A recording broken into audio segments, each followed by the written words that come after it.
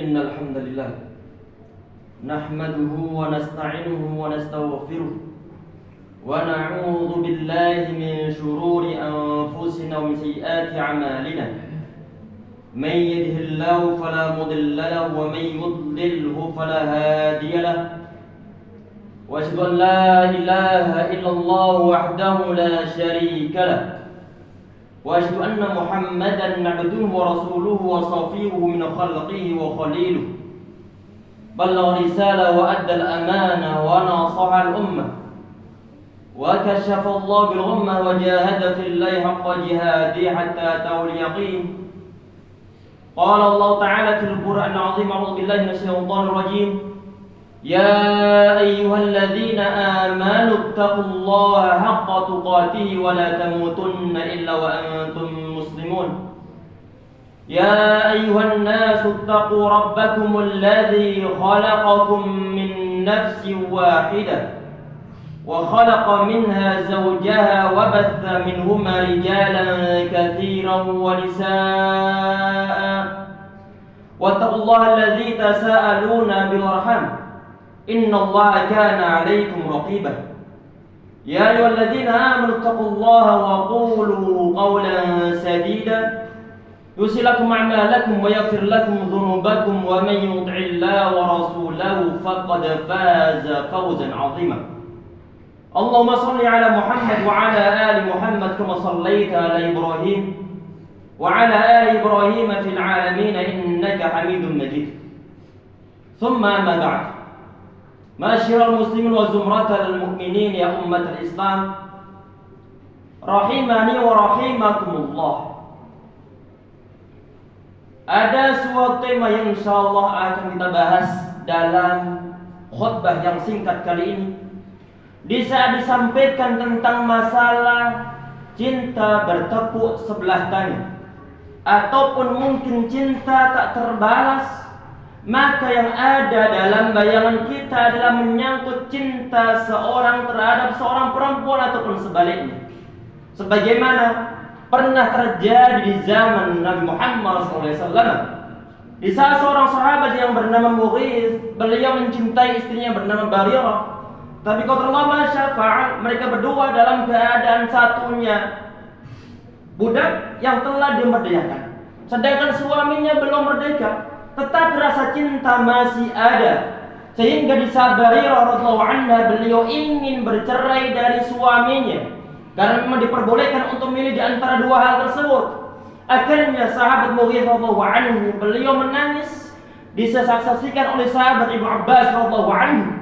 Di saat beliau menangis mengikuti tawafnya Barirah di belakangnya sampai air matanya menetes membasahi jenggotnya. Yang kita bahas bukanlah cinta seorang laki-laki terhadap seorang perempuan, tetapi adalah melebihi dari sekedar cinta umat manusia biasa. Cinta siapa? Adalah cinta dari Rasulullah SAW terhadap umatnya, yang sudah real, sudah menjadi suatu kenyataan selama beliau hidup di dunia. Sampai nanti pada hari kiamat cinta beliau telah terbukti. Di saat nanti sebagian di antara kejadian di hari kiamat setelah ataupun di saat padang mahsyar, semua umat manusia mereka merasakan rasa sakit, mereka merasakan takut, khawatir, panas, cemas, panik, berkumpul jadi satu. Matahari tepat berada di atas kepala mereka. Belum juga ada keputusan dari Allah Subhanahu wa taala kapan akan ada hari hisab. Sehingga kemudian semua umat mendatangi nabi-nabinya dimulai dari Nabi Adam alaihissalam, meminta agar Nabi Adam alaihissalam beliau ngomong, mengajukan diri kepada Allah Subhanahu wa taala agar disegerakan hisab. Tetapi Nabi Adam alaihissalam beliau tidak mampu, tidak ada suatu kuasa sama sekali. Kemudian karena beliau merasa ada suatu dosa yang telah beliau lakukan, yaitu makan buah yang seharusnya dilarang oleh Allah Subhanahu wa taala. Kemudian para umat saat itu mendatangi Nabi Nuh alaihissalam. Nabi Nuh alaihissalam beliau juga tidak bisa untuk membantu. Kemudian para umat semuanya mendatangi Nabi Musa alaihissalam, juga nggak bisa untuk membantu. Kemudian mendatangi Nabi Isa alaihissalam juga tidak bisa membantu. Tinggal satu saja, yaitu Nabi Muhammad SAW. Langsung beliau bersujud di bawah arsy. Kemudian beliau mengatakan ummati ummati, kama qala alaihi salatu wassalam, ya Rabb, umatku ya Rabb. Kemudian Allah Subhanahu wa taala memberikan suatu keringanan kepada umat Nabi Muhammad sallallahu alaihi wasallam. Kata beliau sebagian di antara hadis ya ikhwah sekalian yang dirahmati oleh Allah Subhanahu wa taala, hadis adalah hadis yang sahih. Kata Nabi Muhammad sallallahu alaihi wasallam, kulli nabiyyin da'watun mustajabah. Setiap nabi itu memiliki satu doa yang pasti akan dikabulkan oleh Allah SWT. Karena tidak semua nabi di saat beliau berdoa langsung dikabulkan oleh Allah SWT. Ada satu doa ini yang tidak akan ditolak oleh Allah SWT. Setiap nabi punya doa tersebut, qad da'a biha li ummati. Nabi tersebut, nabi-nabi sebelum Nabi Muhammad SAW, mereka telah menggunakan doa tersebut untuk umatnya, dan telah diijabah oleh Allah Subhanahu wa taala selama nabi tersebut berada di dunia. Nabi Muhammad SAW mengatakan, wa inni ikhtada'tu da'wati li ummati yaumal qiyamah, ataupun syafa'atan li ummati yaumal qiyamah. Aku sengaja menyimpan doaku sebagai suatu syafaat untuk umatku nanti pada hari kiamat. Cinta Nabi Muhammad SAW telah terbukti, termasuk di antaranya adalah tentang sholat 5 waktu di sana Muhammad beliau di Isra Mi'rajkan oleh Allah Subhanahu wa taala. Yang sebelumnya 50 rakaat untuk sehari semalam, kemudian terakhirnya hanya 5 rakaat sehari semalam. Itu adalah merupakan suatu di antara bentuk kasih sayang Nabi Muhammad SAW terhadap umatnya. Pertanyaannya begini ya ikhwah, ataupun hadirin sekalian yang dirahmati oleh Allah Subhanahu wa taala. Di saat Nabi kita, beliau telah memberikan suatu pesan. Selama hidup di dunia, memberikan suatu wasiat, memberikan suatu nasihat, memberikan suatu syariah yang intinya biar nanti umat beliau dijauhkan dari neraka dan semua dimasukkan dalam surganya Allah Subhanahu wa taala. Cinta beliau real adanya. Pertanyaannya, kita ini sebagai orang ataupun sebagai umat Nabi Muhammad SAW yang jelas-jelas dicintai oleh baginda Nabi Muhammad SAW, apakah cinta kita ada terhadap diri beliau ataukah tidak? Ini yang patut untuk kita pertanyakan. Ini yang patut untuk kita nilai, dan kita sendiri yang tahu jawabannya sebesar apa kadar cinta kita kepada diri beliau. Jangan sampai di saat Nabi Muhammad SAW beliau telah memberikan segala-galanya untuk umatnya. Beliau berjuang berdakwah dengan berdarah-darah untuk umatnya. Kemudian sama sekali cinta dalam hati kita tidak ada. Saat misalnya pribadi ataupun individu kita ditanya, apakah antum mencintai Nabi Muhammad SAW? Maka akan kita jawab, iya, aku mencintai Nabi Muhammad SAW. Apakah anda mengaku sebagai umat Nabi Muhammad SAW yang bermanhaj aqidah Ahlussunnah wal Jamaah? Kemudian kita mengatakan, iya, ana adalah orang Sunni, ana adalah orang yang beraqidah Ahlussunnah wal Jamaah. Pertanyaannya begini ya ikhwah, sekalian saudara dirahmati oleh Allah Subhanahu wa taala. Ini ada suatu pernyataan yang sangat mudah untuk kita ucapkan karena lidah kita tidaklah bertulang. Terus bagaimana untuk membuktikannya? Apakah cinta kita benar-benar murni, ori, atau KW yang kesekian? Dibuktikan di saat ada suatu hadisnya hadis yang sahih, muttafaqun alaih.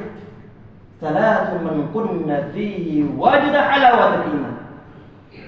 3 hal ini kalau dia berada dalam hati ataupun dalam diri seorang hamba, niscaya dia mendapatkan suatu manisnya iman.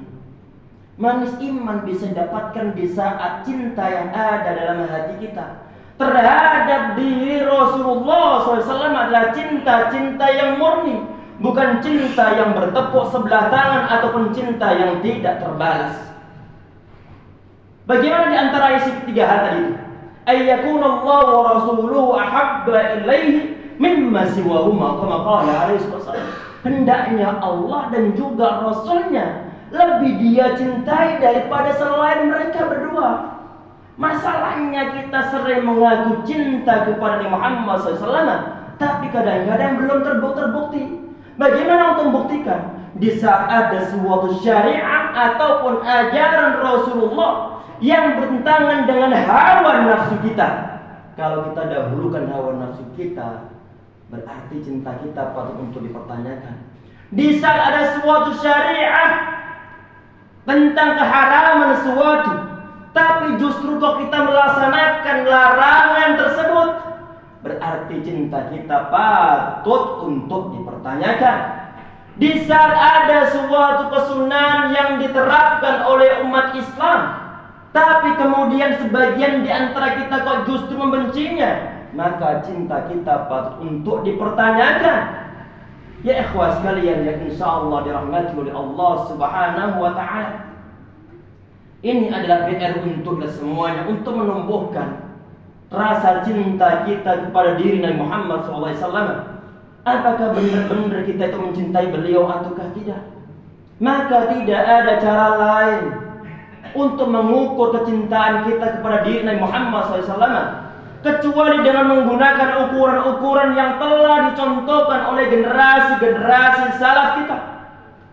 Karena kalau ungkapan cinta diserahkan ke individu muslim dan tanpa ada suatu ukuran yang telah diberikan oleh generasi-generasi salaf, yang terjadi orang-orang akan berkreasi dalam mengungkapkan rasa cinta mereka yang kadang-kadang keluar dari syariat agama Islam. Kadang-kadang model-modelnya begitu. Ada sebagian di antara pengungkapan cinta yang dilaksanakan oleh sebagian di antara umat kita zaman dan saat ini. Kecintaan mereka dengan cara menyalakan balon api kemudian diterbangkan, padahal telah dilarang oleh pemerintah, membahayakan pesawat. Sebagian di antara mereka mengungkapkan rasa cinta dengan membentuk, mungkin membuat burung-burungan, membuat patung-patung kemudian diarak. Sebagian di antara model-model cinta semacam itu di zaman kita saat ini. Ada sebagian di antara cinta yang diungkapkan dengan membuat pohon yang diberikan pernak-pernik perhiasan, diberikan permen, diberikan telur, diberikan yang lain sebagainya. Sehingga di saat sebagian di antara kita melihat dan sebelum mengetahui itu acara apa, maka akan dibilang ini pohonnya adalah pohon Natal. Ya ikhwah sekalian, di saat suatu cinta ataupun ungkapan cinta kita kepada Nabi Muhammad SAW, tidak kita berikan suatu patokan agar mengikuti generasi-generasi salaf, yang terjadi orang-orang akan berkreativitas mau dia sendiri. Apakah melanggar syariah ataukah tidak? Apakah ada unsur ikhtilat, campur baur laki-laki atau perempuan ataukah tidak? Apakah ada unsur tasyabbuh menyerupai orang-orang Nasrani, Yahudi ataukah tidak? Sehingga perlu untuk kita gariskan, perlu untuk kita kembalikan ungkapan cinta yang telah dilaksanakan oleh generasi-generasi salaf kita. Generasi-generasi salaf kita, ya ikhwah sekalian, mereka menggunakan suatu dalil dalam firman Allah Subhanahu wa taala. Qul, katakan a'udzu billahi minasyaitonir rajim. Qul in kuntum tuhibbunallaha fattabi'uni yuhibbukumullah. Katakanlah wahai Muhammad kepada umatmu, kalau kalian merasa cinta kepada Nabi Muhammad SAW, kalau kalian merasa mencintai Allah Subhanahu wa taala, katakanlah kepada umatmu, wahai Muhammad, fattabi'uni, agar mereka itu mengikuti engkau wahai Muhammad. Kalau kalian merasa cinta kepada Allah Subhanahu wa taala, kata Muhammad SAW, kalian semua ikutilah diriku. Itu adalah patokan, dan inilah yang dipraktikkan oleh generasi-generasi salaf kita. Sehingga di saat ada suatu syariah yang telah diturunkan oleh Allah Subhanahu wa taala kepada Nabi Muhammad SAW, maka tidak akan ada tawar-menawar yang telah ataupun yang mereka laksanakan. Sami'na wa ata'na langsung bisa dilaksanakan oleh mereka. Sehingga sebagian di antara sahabat, Jabir radhiyallahu anhu, Jabir bin Suhaib, beliau termasuk di antara sahabat masuk Islam cuma satu, belum pernah melihat Nabi Muhammad SAW sebelum. Kemudian suatu saat beliau mendatangi Madinah, melihat sosok seorang laki-laki yang di saat laki-laki tersebut yaqulu syai'an sadaru anhu, di saat laki-laki tersebut bicara, langsung sahabat semua mendengarkannya. Ibaratnya kalau misalnya laki-laki ini dia bilang idhabu kepada para sahabat, kalian pergilah, maka semua sahabat akan pergi semua. Di saat misalnya laki-laki ini dia bilang tawaqqafu, kalian semua berhentilah, maka semua para sahabat akan berhenti. Dan inilah memang yang terjadi di zaman para sahabat, karena ketaatan mereka tentang Nabi Muhammad SAW. Sehingga saat sahabat Ali radhiyallahu anhu, beliau disuruh untuk berperang, memimpin suatu perangan Khaybar di antaranya. Kemudian Nabi Muhammad di antara perkataan beliau, wala tantafid, engkau jangan menoleh. Saat sahabat Ali, beliau beberapa langkah ke depan maju untuk memimpin suatu peperangan. Kemudian berhubung beliau dilarang untuk menoleh, tapi dalam hatinya muncul suatu pertanyaan, ya Rasulullah, alama uqatiluhum, ya Rasulullah, atas dasar apa aku perangi mereka? Ini sahabat Ali, beliau bicara begitu, sama sekali beliau tidak noleh ke belakang. Padahal Nabi Muhammad yang baru saya mengutus beliau berada di belakang beliau. Kenapa enggak noleh? Bentuk ketaatan ucapan Nabi Muhammad SAW yang dipenuhi oleh para sahabat. Sehingga di sana Muhammad beliau mengatakan, la taltafit, engkau jangan noleh. Sahabat ahli beliau enggak noleh sama sekali. Hadirin sekalian yang insyaallah dirahmati oleh Allah Subhanahu wa taala.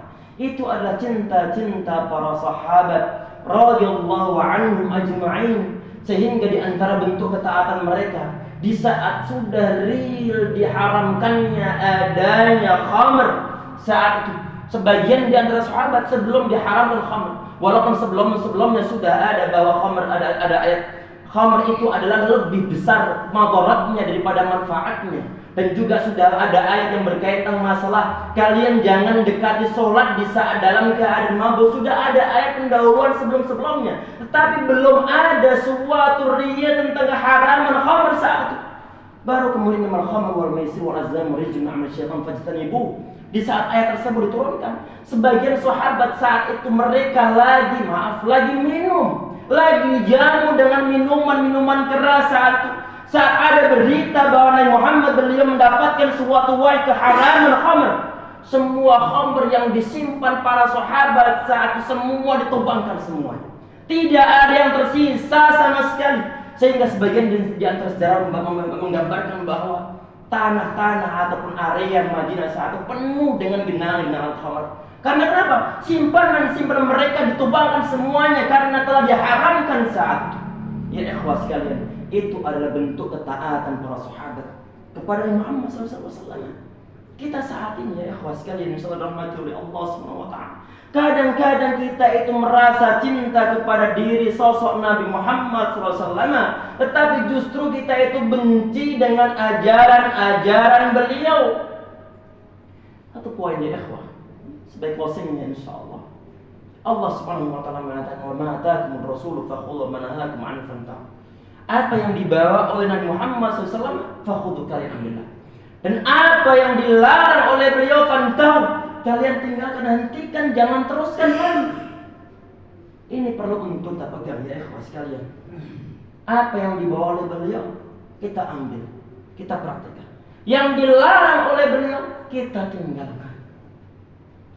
Ibaratnya begini, ada instruksi dari kepala daerah mungkin langsung ke kepala desa. Sekedar ilustrasi saja, memberikan suatu mandat agar kepala desa melaksanakan atau membangun jembatan yang sudah hampir ambrol. Ini kepala desa, dia tidak membuka suratnya, dia tidak membaca suratnya, hanya dia pajang. Kemudian dia berbangga, alhamdulillah ini keren, ana mendapatkan surat dari kepala daerah, dari gubernur. Ini buktinya, dipajang, tidak dia buka. Kemudian di periode berikutnya dicek oleh gubernur ini, kemarin gimana? Apakah sudah ada solusi? Belum. Tapi saya cukup berbangga bahwa surat ini datang dari Anda, dan aku berbangga, aku ceritakan kepada orang-orang sekitar bahwa aku mendapatkan surat dari Anda. Seorang gubernur. Walillahil mathalul a'la. Ini kepala desa, dia tidak mungkin bisa melaksanakan isi instruksi dari gubernur kecuali kalau dia baca, kemudian dia pahami, kemudian dia eksekusi, dia laksanakan perintah tersebut. Pertanyaannya begini ya, di antara kita ini ataupun rata-rata umat Islam yang mereka mengaku umat Nabi Muhammad SAW, apakah mereka telah membaca, telah mendengarkan isi surat tersebut, risalah tersebut yang berupa Al-Quran sama hadis Rasulullah SAW? Kita nggak mungkin bisa melaksanakan suatu perintah, nggak mungkin bisa menghindari suatu larangan kecuali kalau kita baca dua hal tersebut. Gak mungkin seorang itu terhindarkan diri dari larangan-larangan dalam syariat agama Islam kalau dia itu alergi dengan suatu kajian yang dalamnya disebutkan qala Allah wa qala Rasul, sesuatu yang mustahil. Seorang bawahan, seorang karyawan, dia itu bisa melaksanakan perintah instruksi dari atasannya saat dia paham, saat dia mau mendengarkan, saat dia memahami dan melaksanakan isi perintahnya. Itu adalah syarat yang pertama. Gak mungkin melaksanakan suatu perintah tanpa paham apa yang diperintahkan. Gak mungkin bisa menghindari suatu larangan tanpa mau mengetahui poin-poin larangannya. Oleh karena dalam syariat agama Islam ya ikhwah sekalian, sebuah hadis yang sahih, Nabi Muhammad beliau mengatakan talabul ilmi fardhatun ala kulli muslimin, sebagian di antara riwayat wal muslimatin. Nuntut ilmu itu wajib, ini ilmu syariah, bagi setiap individu muslim dan juga muslimah. Kenapa kok wajib? Karena sah ataukah tidaknya ibadah kita di saat nanti didasari pada suatu ilmu yang kita dapatkan dari dua sumber tersebut, Al-Quran sama Al-Hadis, yang telah dijelaskan oleh generasi-generasi salaf kita, yang sampai saat ini juga kita terus mengkajinya. PR untuk kita semua ya ikhwah sekalian. Semoga khutbah yang singkat ini menyemangati kita untuk yang sebelumnya telah rajin untuk menghadiri suatu kajian. Semoga dalam hatinya yakin bahwa manhajnya, bahwa dia menghadiri kajian adalah suatu kebenaran yang patut kiranya untuk dia pertahankan, Jangan alergi dengan suatu dalil. Jangan alergi dengan Al-Quran ataupun Al-Hadis. Jangan alergi di saat orang bilang dalilnya apa. Jangan alergi karena nanti menentukan masalah pengamalan kita kepada ittiba mengikuti Nabi Muhammad SAW. Dan ini adalah merupakan suatu bentuk dari kecintaan kita kepada beliau. Harapan kita cinta kepada Nabi Muhammad SAW bukanlah cinta yang bertepuk sebelah tangan. Cinta beliau sudah benar ada. Cinta kita semoga tidak bertepuk sebelah tangan. Semoga teman-teman, sahabat-sahabat semua, jemaah-jemaah semua yang belum sama sekali mengagendakan untuk ikut kajian, semoga tergerak hatinya untuk mengikuti suatu kajian. Karena di saat ada sebagian di antara muslim melaksanakan suatu kemungkaran, pelanggaran syariat, di antara sebabnya karena dia jahil dari ajaran-ajaran agama Islam. Semoga Allah SWT mengampuni segala kealpaan kita insyaallah. Semoga Allah SWT mengampuni segala kesalahan kita. Dan semoga Allah selalu bersenantiasa berikan hidayah untuk kita semuanya insyaallah. Barakallahu li wa lakum fil Qur'an azim. Wa nafa'ani wa iyyakum bima fihi min ayati wa dzikri hakim taqabbal minni wa minkum tilawatahu innahu wal ghafurur rahim.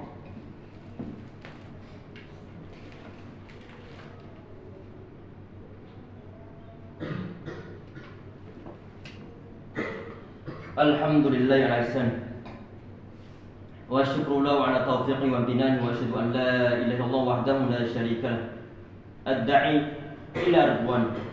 Thumma amma ba'd. Khutbah yang kedua kita gunakan untuk berdoa kepada Allah Subhanahu wa taala. Semoga Allah Subhanahu wa taala senantiasa berikan kita kemudahan-kemudahan, keberkahan-keberkahan, bimbingan, dan semoga kesalahan kita diampuni oleh Allah Subhanahu wa taala dan dosa-dosa kita semua diampuni oleh Allah Subhanahu wa taala. Dan semoga dalam hati kita memang di saat kita mengatakan cinta kepada Allah, cinta kepada Nabi Muhammad SAW, semoga cinta kita adalah cinta-cinta yang benar-benar murni insyaallah ya rabbal alamin. Semoga Allah SWT angkat segala macam permasalahan ataupun konflik atau perang yang di Palestina insyaallah. Semoga Allah kuatkan saudara-saudara kita di sana insyaallah ya rabbal alamin. Semoga Allah SWT mengampuni segala kesalahan kita insyaallah. Dan semoga Allah SWT berikan segala solusi dari permasalahan bangsa. Semoga Allah berikan hidayah untuk seluruh pemimpin kita, pemangku jabatan semuanya. Semoga Allah berikan bimbingan kepada mereka semua insyaallah. Dan semoga Allah mudahkan segala amanah yang ada dalam pundak mereka. Dan kalau seandainya ada hal-hal yang mungkin tidak sesuai dengan syariat, semoga Allah berikan hidayah kepada mereka semua insyaallah ya rabbal alamin.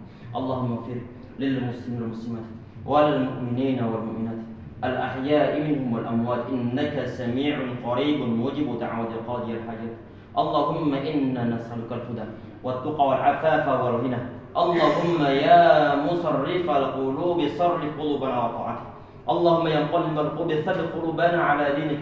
اللهم اجعل القرآن العظيم ربيع قلوبنا ونور صدورنا وجلاء أحزاننا. اللهم علمنا منه ما جهلنا وذكرنا منه ما نسينا وارزقنا تلاوته على الوجه الذي يرضيك عنا يا أكرم الأكرمين. اللهم اجعلنا وذريتنا وأهلنا من حفاظ القرآن الكريم. اللهم اجعلنا وذريتنا وأهلنا من عبادك الصالحين الربانيين المصلحين الصالحين يا رب العالمين. اللهم اجعلنا وذريتنا وأهلنا من أهل القرآن الكريم. اللهم لا تدع لنا في مقامنا هذا ذنبا إلا غفرته ولا هما إلا فرجته ولا دينا إلا قضيته ولا حاجة من حوائج الدنيا هي لك رضا ولنا فيها صلاح إلا أنت على قضائها يا أكرم الأكرمين. ربنا لا تزغ قلوبنا بعد إذ هديتنا وهب لنا من لدنك رحمة إنك أنت الوهاب. ربنا آتنا في الدنيا حسنة وفي الآخرة حسنة وقنا عذاب النار. سبحان ربك رب العزة عما يصفون وسلام على المرسلين والحمد لله رب العالمين وأقيم الصلاة. الله أكبر الله أكبر لا إله إلا الله سيدنا محمد رسول الله حي على الصلاة حي على الصلاة قد قامت الصلاة قد قامت الصلاة. الله أكبر الله أكبر لا إله إلا الله. Astagfirullah. Rapatkan, luruskan sofnya, jadikan kuda ataupun mata kaki sebagai standar lurusan, bukan ujung jari kaki. Allah berfirman. Allahu Akbar.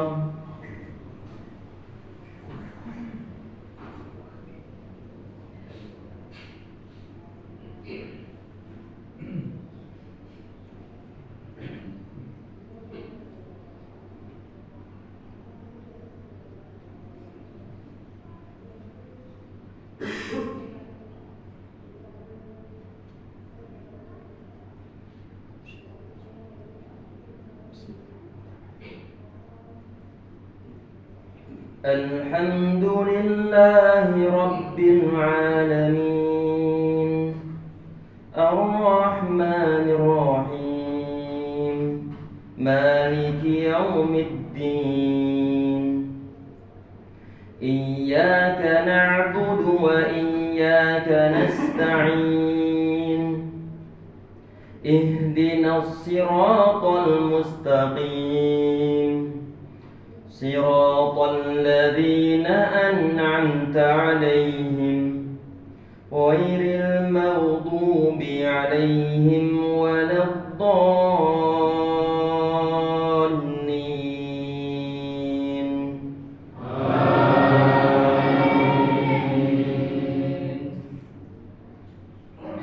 والضحى والليل إذا سجى ما ودعك ربك وما قلى وللآخرة خير لك من الأولى ولسوف يعطيك ربك فترضى ألم يجدك يتيما فآوى ووجدك ضالا فهدى ووجدك عائلا فأغنى فأما اليتيم فلا تقهر وأما السائل فلا تنهر وأما بنعمة ربك فحدث الله أكبر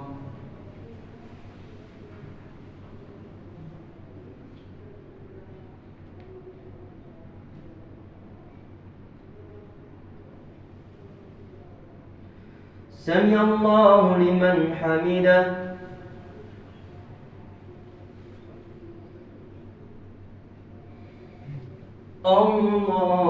الله أكبر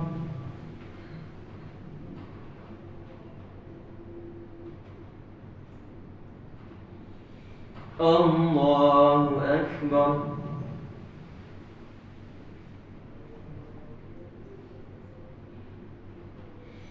الله أكبر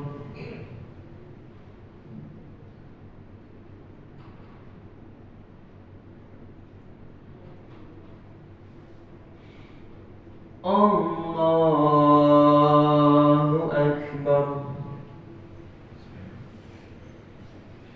الحمد لله رب العالمين الرحمن الرحيم مالك يوم الدين إياك نعبد وإياك نستعين اهدنا الصراط المستقيم صراط الذين أنعمت عليهم غير المغضوب عليهم ولا الضالين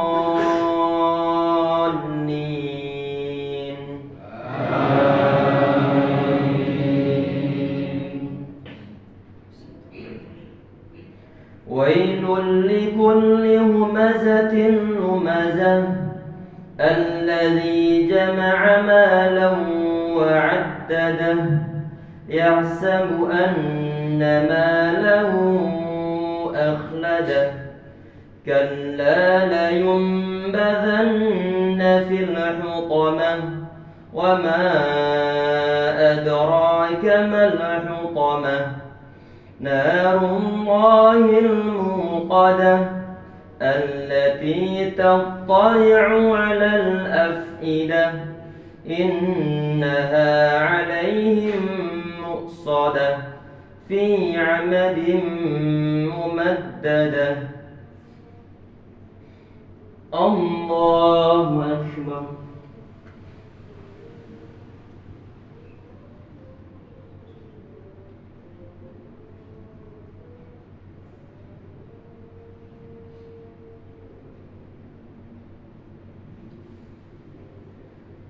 سمع الله لمن حمده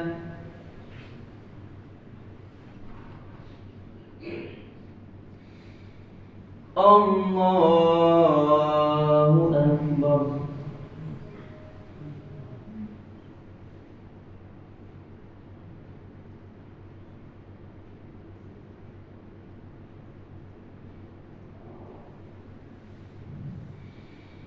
Allahu Akbar.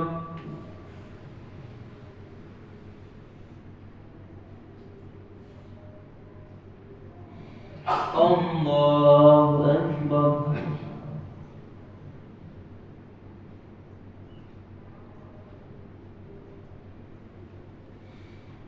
Allahu Akbar.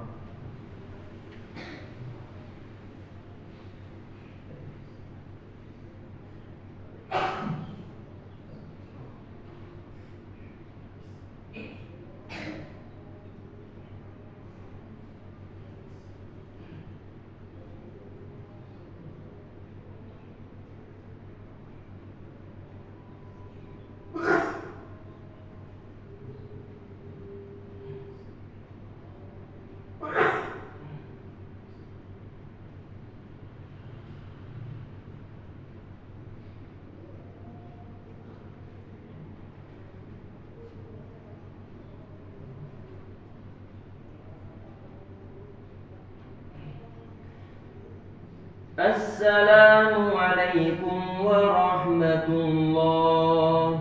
Assalamu